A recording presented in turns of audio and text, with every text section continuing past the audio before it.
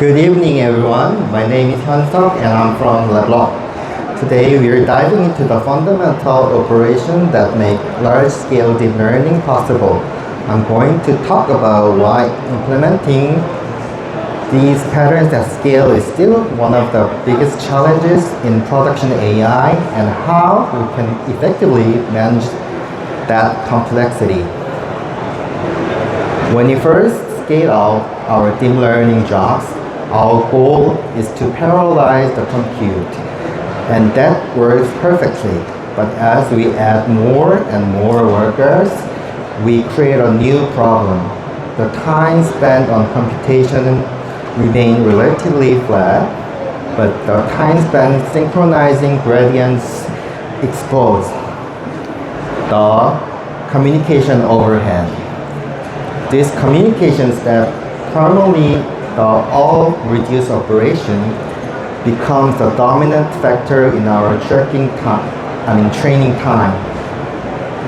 It is the bottleneck. But today, I'm not just going to tell you that communication is the problem. We are going to dive into why it's such a complex problem to solve in practice, and how not all communication strategies are created equal. Okay, let's begin with the basics, just to set our common ground. In distributed computing, we have two fundamental ways to communicate. First, we have point-to-point. This is your classic send from one process and receive at another. It's flexible, but as you can see, the moment everyone needs to talk to everyone, it becomes an n-squared nightmare. It's complex to manage, difficult to synchronize, and impossible to optimize at scale. This is why, for a large-scale workload, we rely on collectives instead of managing thousands of individual connections. The entire group of process participates in a single high-level operation, like on all reduce or broadcast. The library and the hardware handle the complex routing. This abstraction is what allows us to write clean code, and more importantly, it's what allows the underlying system to perform deep optimizations. As a technical audience, you know all reduce is the standard MPI command, but how it's implemented has massive performance implications. The naive, root-based approach is simple to imagine. Everyone sends their data to rank 0, which sums it and broadcasts the result. The problem? You create an immediate hotspot.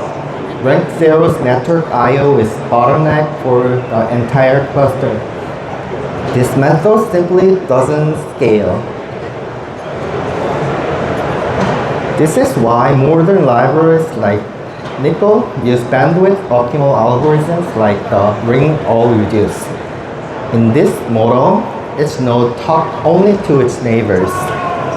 The workload is perfectly balanced, and the algorithm can saturate the network links on all nodes simultaneously, making it bandwidth optimal. The algorithm itself is the first critical layer of the optimizations. But the algorithm is just the theory. The implementation is in the library.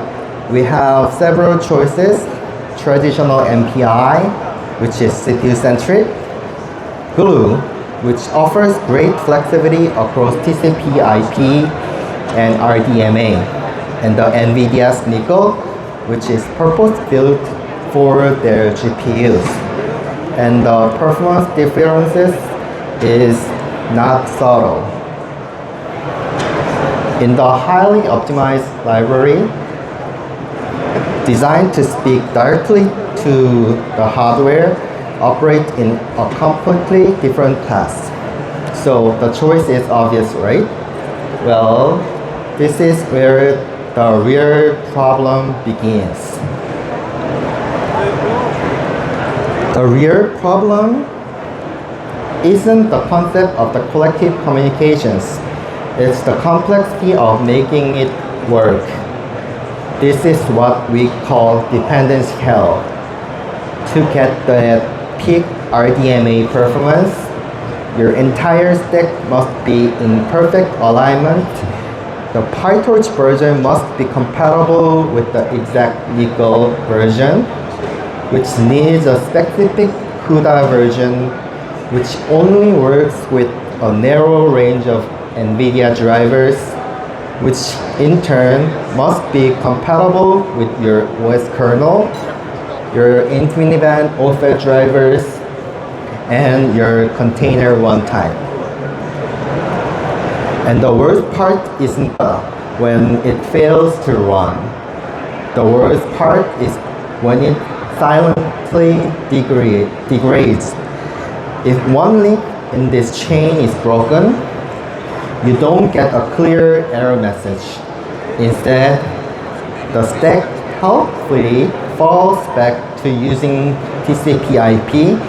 The user think their job is running, but they are secretly getting 10x or 100x less performance. They are burning money and time, all because of driver version was off by a minor patch. This is the single biggest challenge in production AI infrastructure. This is the exact problem Backend.ai is designed to solve.